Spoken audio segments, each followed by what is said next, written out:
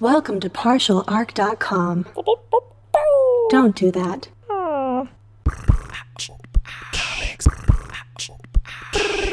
I'm here to save the day. I'm here to save the day.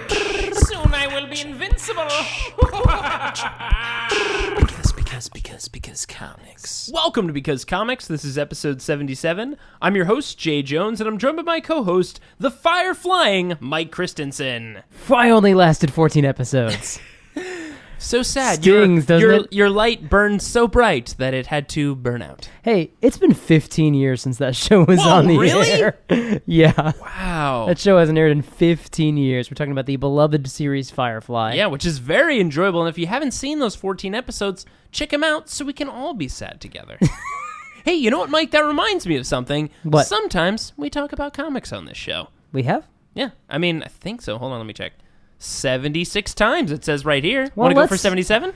Hey guys, we go to buy comics and we... Jesus, what? I'm pushing on. I'm pressing forward. Oh, man. Here we go. Guys, we talk about our pulls, and my pull for this episode is the comic called I Kill Giants. This is a comic man. by Image Comics. It is written by Joe Kelly and drawn beautifully by J.M. Ken Niimura, and it is just, whoo boy. This is, now I say comic, and typically we talk about new trades that are just coming out, like a new series, like issue number 1, or the first couple issues have been out.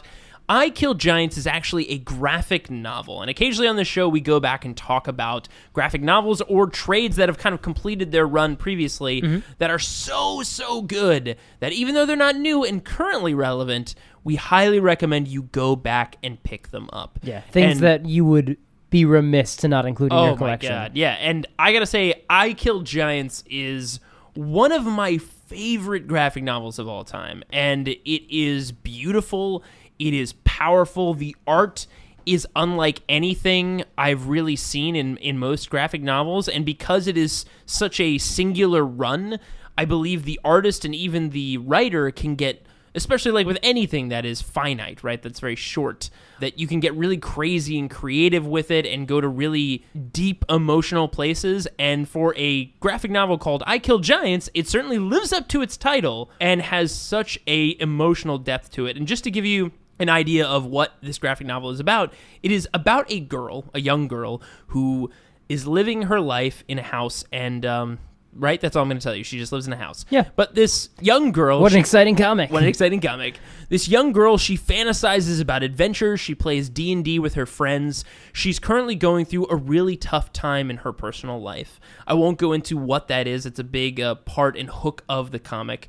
But she kind of escapes this darkness and this emotional anxiety and tragedy that she's experiencing by fantasizing or thinking that she is a great warrior that slays and fights giants. Now, the comic really blends this fantastical world with reality very creatively to a point where, and I won't say if or not, it feels like, or it could be possible, that she is an actual slayer of real, terrifying giants.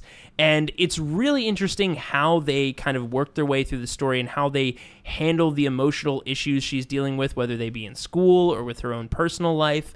And it is just a beautiful, powerful, exciting, funny graphic novel. Yeah, that it's a masterpiece. It is a masterpiece of work that I cannot recommend more to anyone. Literally, if you have a friend who's like, I don't know if I want to get into comics or read those things about superheroes and stuff. It is a terrific first comic to give someone. It's a terrific comic for someone who's not sure if they like superheroes or if they don't like superheroes. It is literally just if you like good storytelling and Yeah. you like art, any kind of art, not even comic art, it is just a beautiful piece. I can't recommend it more. I Kill Giants. So guys, that's my pull. Mike, what is your pull for this episode? My pull is a Marvel comic called Darth Maul. Ooh, I've heard of him. Does he Yes. have robot legs? Not yet. Oh. Now, it's... Is this comic about when he's bleeding out at the bottom of that really long tube? Is that what this whole thing is? This is pre The Phantom Menace.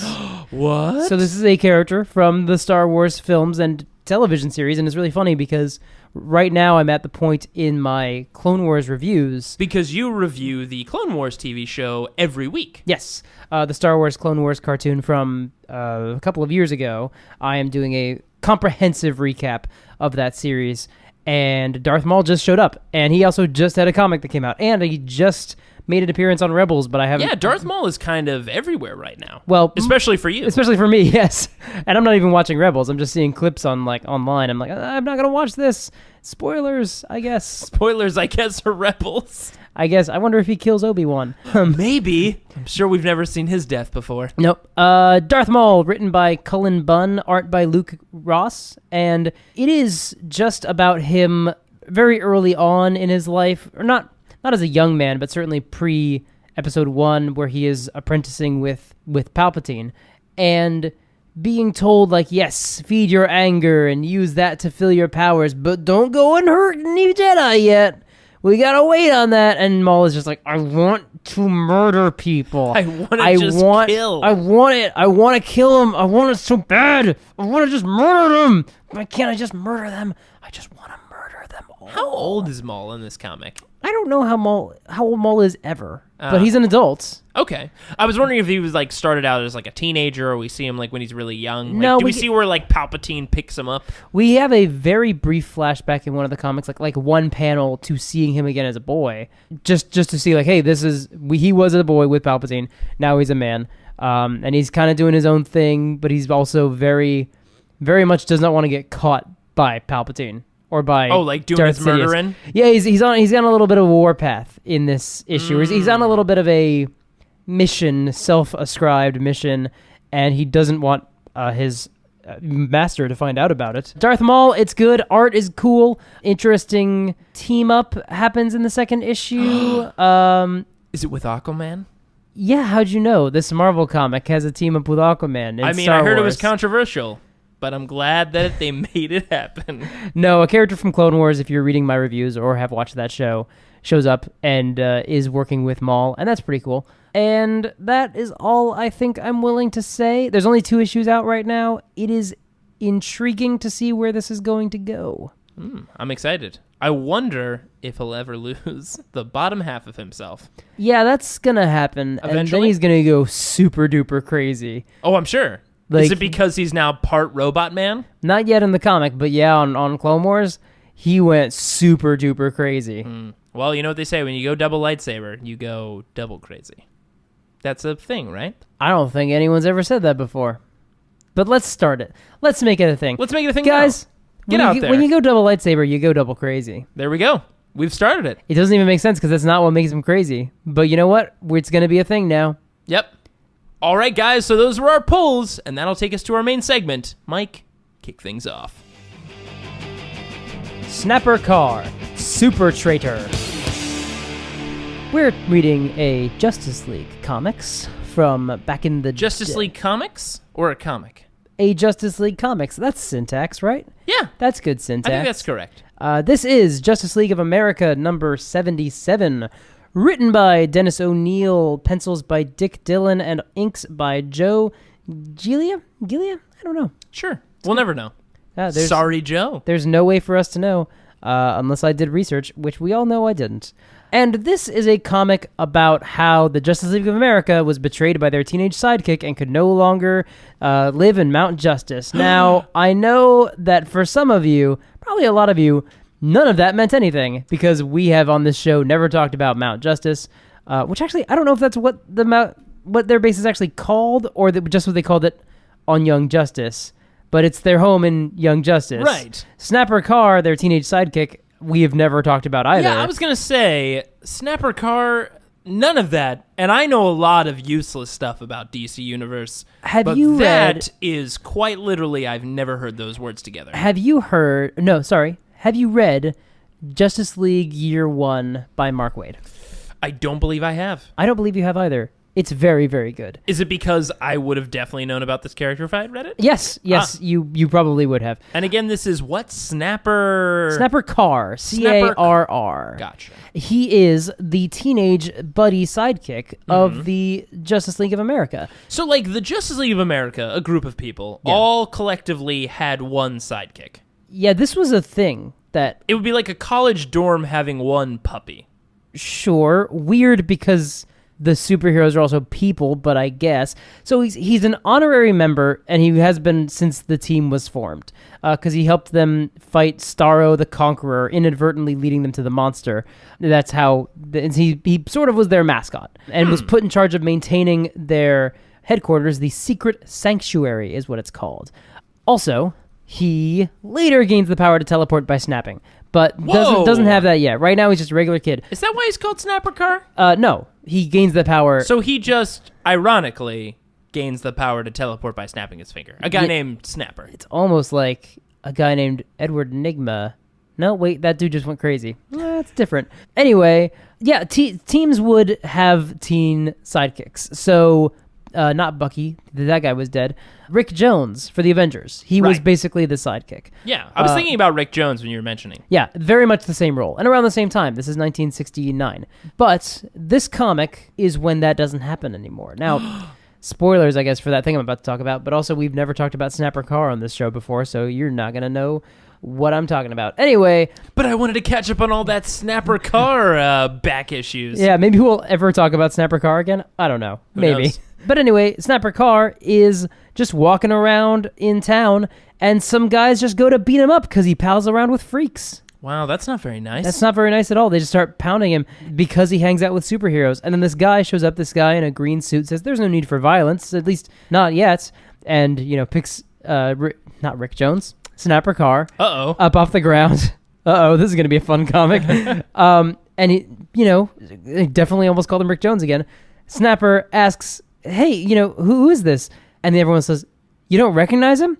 This here's John Doe, spelled D-O-U-G-H. Oh, boy. Otherwise known as Mr. Average, the most normal man in America. That is the most ridiculous thing I've ever heard. And the narration reads, a simple, apparently unplanned meeting between Snapper Carr, collegiate mascot of the Justice League of America, and the staggeringly unspectacular John Doe. A meeting that will have dire consequences. For soon, the loyal teenager will answer to the name Snapper Carr, Super-Traitor. I just can't get over the fact that somebody is the most averagest of person. Yeah. And that's their title? Like, did people vote on this position? Just what a terrible, terrible thing to be burdened with. Yeah. Yeah, it's weird. Anyways, they have a new team member here in the Justice League, and it's Ms. Black Canary. I know her. Who is trying to figure out her sonic powers, which have nothing to do with her opening her mouth. They're just like a power that she has, and she can't direct it well. So she and Green Arrow are training and trying to figure out her powers. And he's like, all right, I'm going to fire an arrow and you sonic blast it. And she tries to, but it comes out the back of her head. Whoa. And she doesn't know how to do. She's got these new powers. She just got them. But she blasts her sonic powers in the wrong direction. She smashes a vase. And, Green Arrow's like, well, Rome wasn't built in a day. And she's like, cool, I don't have 10 centuries to be a member of Justice League. Like, I got to figure this out. And then there's this alarm that comes out and is like, hey, there's a signal. Not Rick Jones. Snapper Carr is in danger. And Yep. It's cool. The only Rick Jones who's named Snapper Carr. Yeah. Batman and Adam are nearby, so they're going to go report, and Black Canary asks if they should go help, and Green Arrow says, no, let's see if Batman and Adam can handle it. If they need backup, they'll let us know. Also, to be fair, it would be very difficult for her to protect someone in her condition. Yeah. Because she could stand in front of them and be like, get behind me, and then explode their face as it came out the back of Which her. would not be great, which would not be the goal. No. And inside this regular, apartment, it looks like, or something, John Doe and Snapper Carr are waiting, and Snapper doesn't feel right about this. The JLA's been generous to me. And John says, duty can be painful, my boy. Remember, you're acting for the greater good, for the glory of the average. That Batman fellow and the small one, the Atom, are performing at a charity show a few miles away. They should arrive, and he's like, here they are. And Batman and the Atom come in through the window, and they're like, hey, what's going on? And Snapper's like, these flowers. He's holding a bouquet. there's something weird about them. And they're like, well, don't waste our time. Like, what did you do? You know better than that. What are you doing? Why are you wasting our time? And then Snapper blasts them with gas out of the flowers. So Snapper blasts Batman and the Atom. Yes. Okay. Yeah. He turns on them. He betrays them. By the way, just so confused about what's going on here. Well, a guy named Snapper Carr goes to hang out with a guy beloved character Snapper Carr named John Doe, teenage sidekick, who is apparently a bad guy. We don't know yet. Well, Maybe. he's certainly very average. Of course. It's what we've been told. And then when Batman and the Atom show up, Snapper just sprays them with poison gas. Also, he had a bouquet of flowers. Not poison gas. Oh. Laughing gas. Ah, okay, fair enough. And they start giggling, and then Snapper just sort of slaps the Atom and says, you may not realize it, Atom, but you deserve this for being different. What the hell is going on? And John Doe delivers a little right hook to Batman and knocks him out. Oh, Batman went down from a little right hook? From an average right hook. That's right, an average one. That's sad. Well, he claims that Batman's prowess may be more due to luck than skill, and then he says, many... That is heresy. And he says, notice, Snapper, that I hit him with a roundhouse right, an everyday normal American punch. Wow, this guy is insufferable.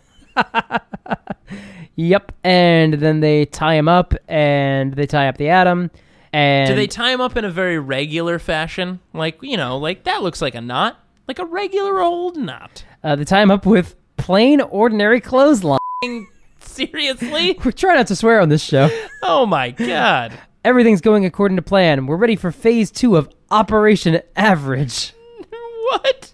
This is insane. Yeah, it gets different. It gets different. That might be my favorite descriptor of a story. How does it go? Well, it gets different. I can tell you that much. Batman wakes up in a metal chamber, and he is tied to a gas canister, and he has a gas mask on, this oxygen tank that he's breathing through. John Doe is there, and he says, don't bother to talk, masked misfit. Just listen. I've hidden several TV cameras in places so you can watch as I systematically destroy the Justice League. Whoa. And there's a screen in here as well. He says, and when the rest of these costumed cretins are crumbled, I'll return to finish you. By the way, escape is hopeless. I've taken your utility belt, and the steel walls of this chamber are 3 feet thick. Soon as I leave, a pump will fill this chamber with poison gas. That's why you're wearing an oxygen rig. Wouldn't want you to die before I'm ready. And he goes and totters off. And Batman says, he may have outsmarted himself. Whoever he is, he's left me a possible way out, but it'll take time, which I can't afford to squander as this True, room. Batman's probably thinking, like, does this guy know who I am? Dude, do you know how many death traps I've been left in without my utility belt? To be fair, his villains don't quite get that either. Yeah, probably not. I mean, to be fair, they're mostly crazy, so can you really blame them? Yeah, not this guy. This guy's not crazy. This guy's average. Yeah, I guess he just did the average amount of research. Yep. The Atom shows up at the Justice League headquarters. But what? And says, and then Snapper, our buddy, walloped me. When I came to, Batman and that Doe character were gone. And the League members are like, well, that doesn't make any sense. What's going on? And Superman says, well, here's this newspaper article about Doe gaining followers. Mr. Average vows a return to normalcy. And Snapper seems to have bought into this line. Oh, I see what's happening here. This is like a super versus normal people kind of thing. Sort of Incredible-Z. It does feel very Incredible-Z. I get where this is going now. Well, you think that, but it gets different. It gets different? All right. They're trying to figure out why Snapper attacked them, and Green Lantern admits, well, we're not very normal. And they're like, well, yeah, but we use our powers to help people. We use our extraordinary powers for justice. And Superman says, still, these are unusual times. People read about wars, riots. They can't understand what's happening. And the Atom says... when you can't understand what's happening, why not gas and punch someone? Yep. And Atom says, I don't blame them for mistrusting anything that's strange, including superheroes. And Green Arrow says, baloney. Look, the human race has progressed so far because men and women were brave enough to accept the different. And Batman walks in and happily says, you'll have an opportunity to explain your theory in detail, Green Arrow. John Doe has invited us to a rally tonight. He says we'll have a chance to give our side of the story. And he hands them all passes and says, here you go, everybody. I've had a long talk with Doe. He apologizes for Snapper slugging you. He says the kid got carried away. There's going to be this rally at the Golden Stadium. These are the passes. They get us past the guards. And they're like, we're the Justice League. Like, they'd probably let us in. And Black Canary says, do you have a pass for me? Batman says, no. I guess you'll have to sit in the audience, young lady. And Black Canary's like, I feel like he doesn't know who I Like you am. don't know my name. And it's because she has not been officially announced as a member of the team yet. Oh, I thought you were going to say because Average Joe is dressed up as Batman. Well, yes. Average Joe is dressed up as Batman, and he doesn't know who Black Canary is. She hasn't been officially announced yet. There we go. So that's what's up. And Batman realizes this as he's watching, and he's trying to get himself out of his binds and not poison himself. Cut to the stadium, and the Justice League are all at a table in the middle, except for Batman, who's... In the middle of a stadium? Yeah. Weird. All right. Yeah, either in a table in the middle of the stadium, and Black Canary's in the crowd, and speaking for John Doe will be Snapper Carr, and Snapper standing in front of the Justice League, like, talking about how harmful superheroes are, and how they've become dependent on superheroes. They've forgotten how to fight their own battles. They've And brainwashed you, Snapper. pretty much. And as he's talking, and so, anyone who's not average is truly, ultimately harmful to the American race. Wow. And these people in the crowd are like, the fella's got something, yeah. Like that dame, pointing at Black Canary. She sure ain't ordinary. You said it, pal. She's lots better looking than most. She ain't got no right to be so pretty. Ask me, she must be a commie agent or something. Oh, my God. Yeah. That reached crazy levels real fast. Mob mentality works fast, I guess. And then Black Canary beats him up because, of course, and the Justice League is going to go run and, like, fight. And like, all the people. well, yeah, the bad people, as this fight starts to break out. But Flash, as he, like, runs, because he does this trick where he runs to each bully and, like, taps them on the shoulder to kind of disorient them and, like, confuse them. Where is he? He's invisible, basically. And then he gets woozy, and he just slams into Green Arrow, and Superman is reeling, and he's dizzy, and he doesn't know what's going on. And a riot just breaks out in the middle of the stadium. Well, that's no good. And the Justice League gets away. And on the news, they're like, well, we're looking into, there's a special subcommittee, Senate subcommittee hearing, and they're trying to figure out in Washington whether John Doe is basically charged the Justice League for causing a riot, and we have to figure that out and treat it seriously, the government. And Batman manages to get his hands free and take the screen off the wall and, like, rip off the wires so he can use them as a detonator to detonate the pure oxygen tank. What? Yeah. Okay. Yeah, Batman's gonna blow up the tiny chamber that he's in with an oxygen tank. World's greatest detective. Now, to be fair, he doesn't die. He just should die. Right, he should die. That is we gotta really clarify that that man should be dead. Now, this next part is going to seem like I'm making some sort of political statement, or like this is a reference to something. This comic is from 1969. Right. None of these players are here in our world, like, Of are the course same characters. So Batman manages to blow open the wall and escape from something called the new Trump satellite in the middle of City Square. I'm not making this up. Seriously? I'm not. I don't know. Sure. It's just very odd. Very, very odd. Very, like, I don't know. All right. I don't know. It definitely, that's a thing in this comic. But here's why it's a Trump satellite, whatever that is. Like, I don't even know what it is. It's like a statue? I don't know. But Batman thinks to himself, Trump, a Trump that goes high, of course. If his real name is John Doe, mine is Engelbart Humperdinck. There we go, Batman. Just reach for the weirdest name you could think of. I've been an idiot not to guess his true identity before. And he races to that committee room where... Is this like a Catwoman kind of scenario where Yes. Batman, like, reached for the most craziest thing off of little to no information? Yes. Perfect. Yes, it is. That's classic B-Man right there. Meanwhile, B-Man is in the Senate subcommittee hearing, and he's going to give his testimony. And they're like, well, yes, you're going to speak in defense of the Justice League. And he says, no, not in defense. Conscience compels me to state that my fellow JLA members have been planning to overthrow the government. And then real Batman swings in from the ceiling and says, that's a lie. This is an imposter. His absurd claim is part of an elaborate scheme to discredit our group. And he pulls off the mask, the Batman mask, off of John Doe and says, this man who calls himself John Doe, he's really an arch criminal. But as he starts to say that, John Doe gets up and says, correct, caped crud, an arch criminal smart enough to plan an exit. And he throws fire grenades into the crowd. Whoa! That escalated very quickly. And Superman and Green Lantern rush in, and Green Lantern freezes all the people in place and puts them in a state of suspended animation with his that ring. can do a whole bunch of crazy stuff. Yep. Good thing that they're not wearing yellow or whatever. Yeah. I don't know. Nobody, I guess, likes gold or brass in that audience. Meanwhile, while Superman zips around the room and he gathers all the flaming grenades in his hands and he just crushes them and extinguishes them, and then Green Lantern releases all the people and they're like, "Hey, Steve, you got any idea what's happened?" "Nope. If I didn't know better, I'd say I only just got here." But Doe got away. Because, I don't know, Batman's got a yellow emblem on his chest, so... Something like that, I don't know, he got away. I don't know. He's resistant to suspended animation. Left the room, because that's what villains do. But his buddy didn't, and so Green Arrow fires a bolo arrow at Snapper Carr. Snapper, no! And ties him up and says, "You're about to be the chief attraction at question and answer party." Whoa! Solid zing. Hold on a second. You're about to be the chief at The chief attraction. Oh, there we go. He's the chief attraction at a question and answer party. Now that is some dynamite writing right there. Yeah, man. Denny O'Neil, man.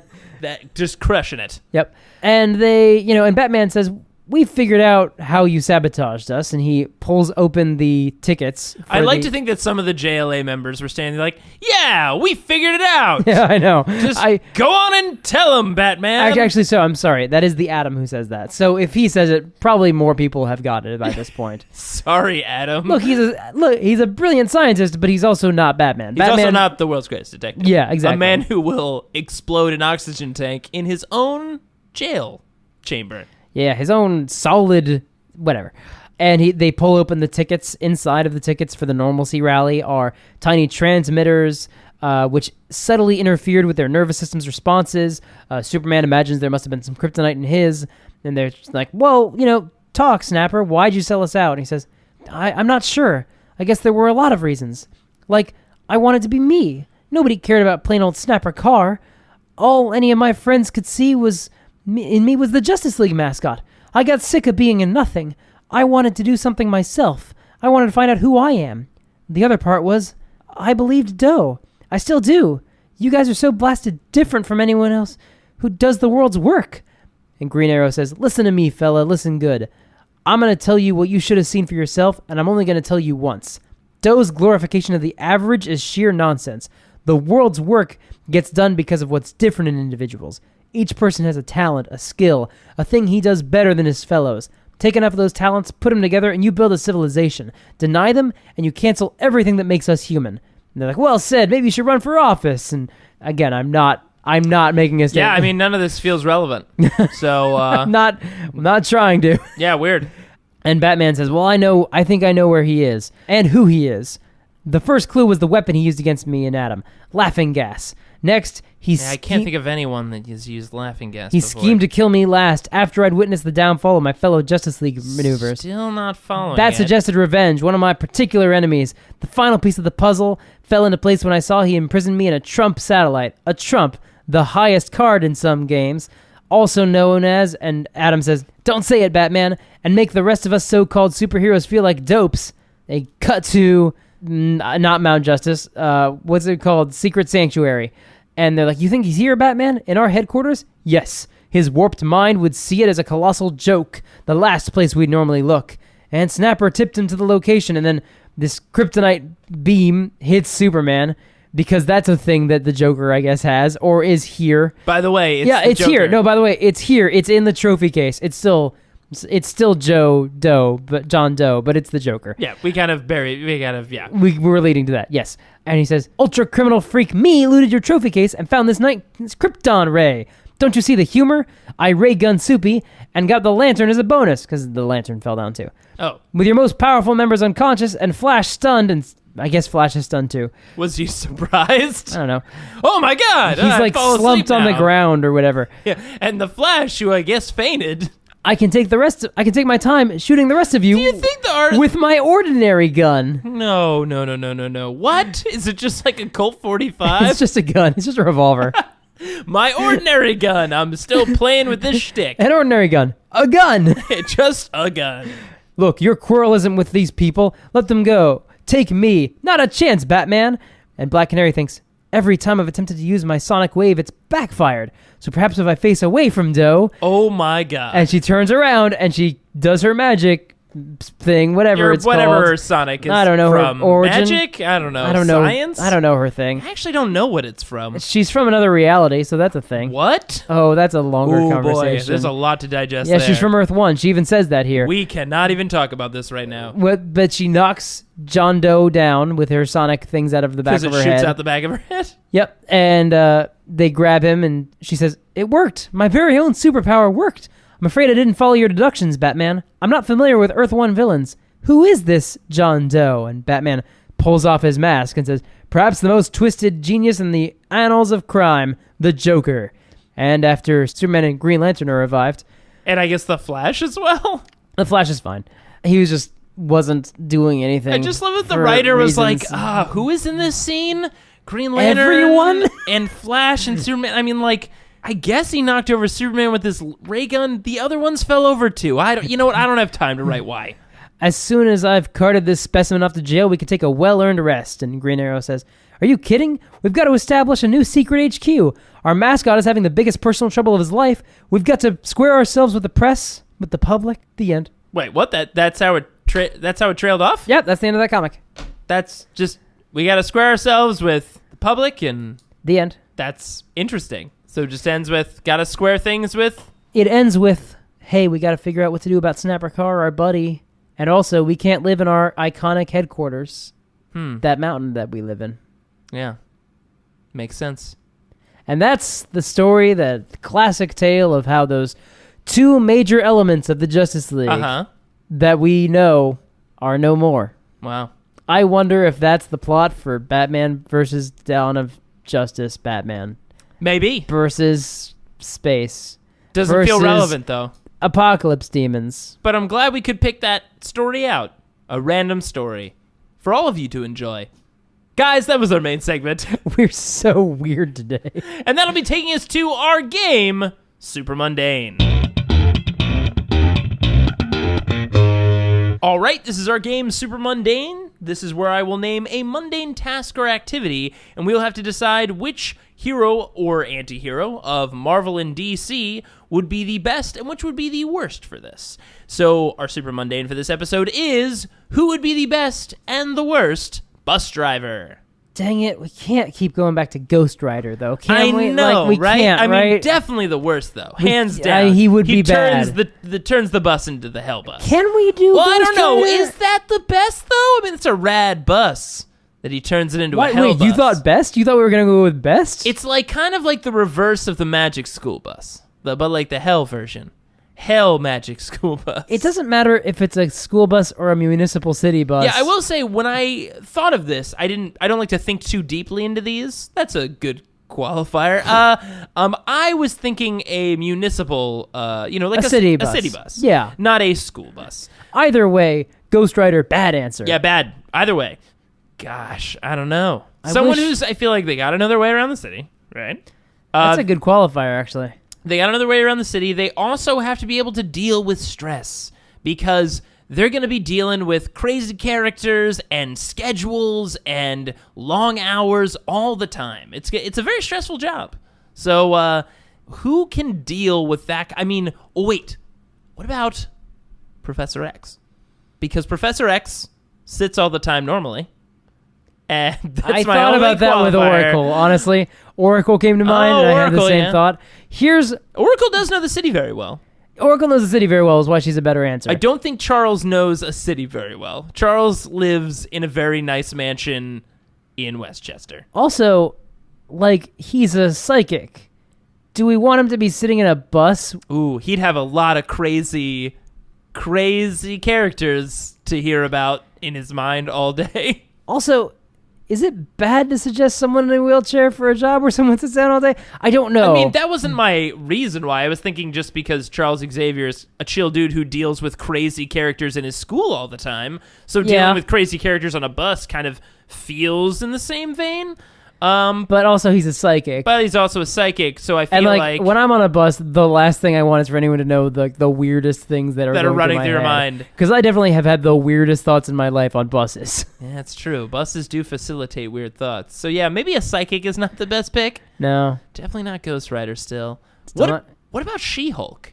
Like, I feel like she's got enough commanding presence that, like, she wouldn't, like, be taking anybody's, crap. And, like, she'd run a pretty tight ship. Yeah. People wouldn't be acting up on the bus because you don't want to get She-Hulk mad. And, like, she's pretty personable. Although I guess we've actually seen her in comics not take to stress very well, literally smashing tables and things. Yeah. She probably wouldn't do very well in that situation. Who's kind of like just like someone who's just going to put in the time, put in the hours, and call it a day and be able to kind of manage that stressful life? Oh my God. No, we've used him in a lot of stuff, but I was going to say Multiple Man. He could run like literally the entire bus service for a city. He could literally just get up every day, split into like 50 versions of himself, and just run all the buses in the city. He's such a spaz, though. Yeah. I guess also you're wondering which version of him you're going to get on your bus? I guess. Because as we found it in the story, that's sometimes true. there are different personalities that pop out of him. Yeah. So you might get like, a pretty depressed version one day or That's a not a good crazy thing. version one day. No. Yeah. And all his memories when he comes back together will just be of all the stressful, oh my God, that'd be so taxing. Wait, he might actually be the worst.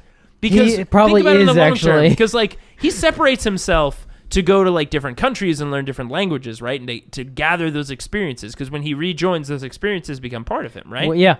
Which is a pretty awesome power. Sure. But if he's just using that power Yeah. to drive a bunch of different buses, that means when they all rejoin into him at the end of the day, he's just getting the stressful day 50 times over every night. Yeah. That's...